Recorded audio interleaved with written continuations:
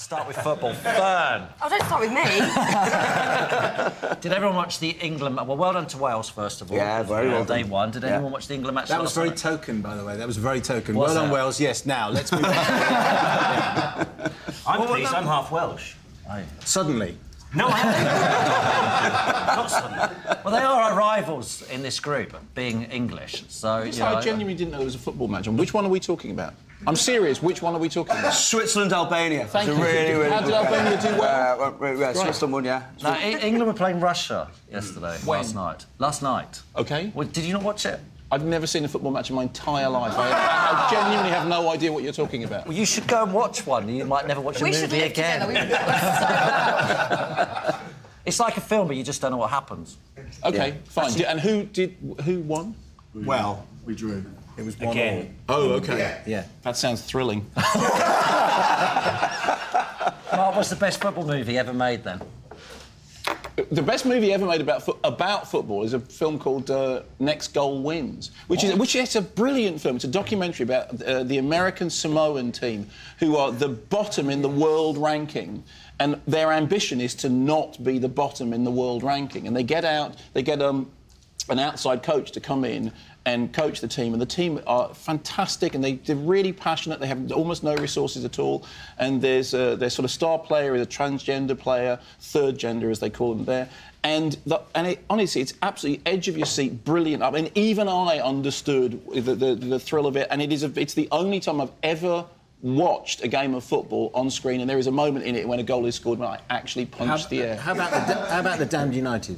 Oh, Damned United was great. Film, but then he actually could play. Michael Sheen actually could play football before he played that role. I feel like I'm on your podcast now. Or you're... Sorry. Shut up. We could just sit all day and As we've got Simon and Mark on, they've written, in their book, they've written some rules of going to the movies. So we'll talk about your book later, but these are the rules. I'm going to run them through with Simon here to tell me whether they're correct. These are the things that you shouldn't do at the theatre or at the cinema when you're watching. No eating anything harder than a soft roll with no filling. Yeah, I agree with that. I agree with that. Yeah. Silent food. Yes. Silent food. I was in the Jungle Book a couple of weeks ago. You were in the Jungle Book? Yeah. I never saw. Were you Shere Khan? Because you were great.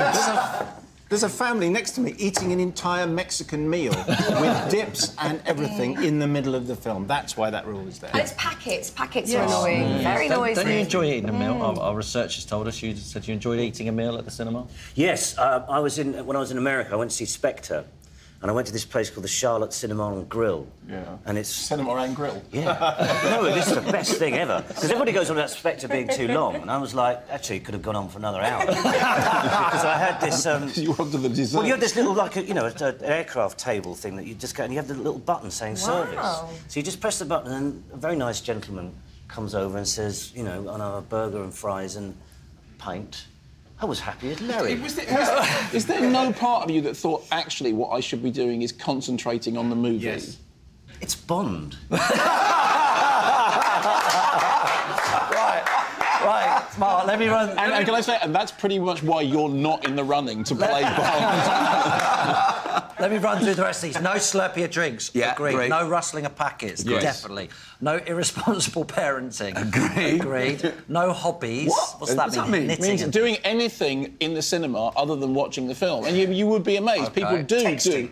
Well, Don't do text. Facebook. Don't do in a film. Facebook. Yes, Yeah, don't well, do you've got that. texting. Snogging is okay? Does snogging count as a hobby? No, not really. Yeah, it's a hobby. Do you think? Yeah, it's a great one. Oh, no, I think you've got to allow snogging, because that's where, you know, it all starts. It starts doesn't it? Yeah, there, it Tim, doesn't I it? agree. Yeah. Is it still now, though? Do the youngsters today still go? It was a long time ago, Simon, but yes. Watch silent films. The one you've missed out off there is, for me, is no perfume or aftershave, because quite often I sit down and go, oh, no, I've got to watch a whole film smelling you. But that's kind of that's slightly covered in the smelly food section, because there is that thing. I mean, yeah, perfume and aftershave is difficult, but it's the Mexican meal. the nachos with the full cheese and all the melty stuff on it. So yeah, nothing that invades the space of the person sitting next. Actually, the only really safe way to do this when you go to a cinema, which of course nobody can afford to do, is to buy your seat, the seat in front of you, the seat behind you, and the seat to either side of you, to prevent any form of interference from anybody got a few else. issues. Simon, how do you cook on the radio?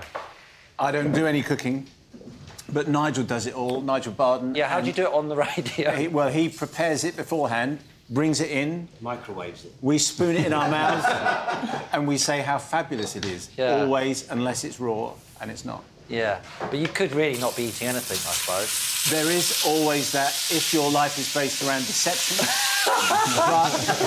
but we don't, because there's always social media, and you have to say, look, So you have to tweet photographs. here's a very badly taken photograph of something that Nigel's made. So we do it for real, Tim. OK. Yeah. OK. It's kind of a strange concept, isn't it, cooking on the radio, though? 'Cause it's such a visual medium, really. Yeah, well... Well, it is a movie show, which is, you know, a visual medium on the radio. If you can manage movies, then cooking's a piece of cake. Yeah, why don't you come in and you can join in and we'll cook you something and then you can say how fabulous it is. I would love to do that, Excellent, yeah. we'll invite you. But in fact, you can both come in. We'd love that. We'd love that a lot. Yeah. 10 years Tim's been getting a new kitchen. This is actually a fact, and it is now actually happening. All I've been doing is watching movies, looking at the kitchens and thinking, which one do I want? It's funny, isn't it, how movies sort of just come into our lives so much. Even earlier, when we were talking about Simon eating the eclair, and I just did a reference from Cool Hand Luke, it's just part of our reference points, isn't it? Throughout life, always. And that's why, when you were saying earlier on about the, you know, the movie show that we do, you're saying it's not really about movies. Well, the thing is that movies is so much about part of everybody's lives. And so, yes, it is about movies in as much as everybody does think about movies a lot. And if you're going to boil a bunny, there's a bunny boiler movie just waiting for your evening And dish. if you need to know which movie, I think the Movie Doctor's book will refer you very well. right? Won't it? It will, Simon. And yes. it's so portable, and you can wipe it clean. What about the box set, though? Because that is taking over from the movie, isn't Do you it? mean the TV show box set? Yeah, with the public, you know, all our viewers here will be quoting Breaking Bad and Game of Thrones and all those That's sort of TV. things. He doesn't do TV. I know. What do you think? Well, I mean, I don't do it just because I don't have time. There was a thing some years ago, the Observer newspaper said, watch these box sets and then compare the quality of them to the summer releases of the movies. And, of course, it turned out that there was some... I mean, Life on Mars was, I think, one of those box sets, which I loved. That's one of the... I mean, I love that series. Done. Very good. No, but, but other than that, I don't have time to watch television because you've got to watch 13, 14 films. But it is clearly the case that... Thank you, bud. It's clearly the case that, that there is great work on television. Drinks are important in movies, aren't they, Mark? They're obviously James Bond being the big one. Yes. I tried a White Russian after watching Big Lebowski. And how did that go down? It was delicious, yeah. Okay. I recommend started it. drinking Pabst Blue Ribbon after watching Blue Velvet, but that's a whole other story. Favourite movie with drinks in it? Cocktail. Come on, guys, you must love a bit of Tom Cruise. Thank you. I'm a big Lebowski fan as well. Big With the old, Lebowski. the Oh, White Russian. Russian dude in that. My favourite Phenomenal. film for drinking is With Nan and I. Oh, yes. Have you ever played the With Me game? Yeah. And it's even better when you have the roast lamb as well, which they cook in, Oh, in the- OK, in the fine. So show. you do the whole, I go the whole works. business, OK. Yeah. The With Nell game. I don't think we'll go into that. It's messy. It's messy. Never ends well. Talking about Life on Mars there, that's one of the your famous card there. When's that going to be made into a movie then? Come on. Come on. Yeah. It's going to happen, isn't it? I don't know. I mean, you know, you never say never. I always say I just sort of become agnostic about life on Mars when I'm asked about it because, you know, and it wouldn't be stupid enough to say never, but, you know, John's very busy at the moment. I'm pretty busy, so it's... Is it really 10 years since it finished? Is that right? Yeah, it's 10 years since it went out. In January 2006 was the first episode. What's the success rate, though, of the boys over there, some Mark would let us know, from TV shows which cross over to movies? I mean, In Between is huge success, but what about... Generally doesn't work as well, does it? No. Well, I mean, very few TV shows make brilliant films. In the case of Life on Mars, I'd love to see it. I'm shocked that it's 10 years ago, because I think that means the last time I watched television was 10 years ago, which is really alarming. But Life on Mars was always cinematic, wasn't it? I mean, it always had that feeling about it. You always felt that it could have been a feature. Do you think Entourage would cross over well?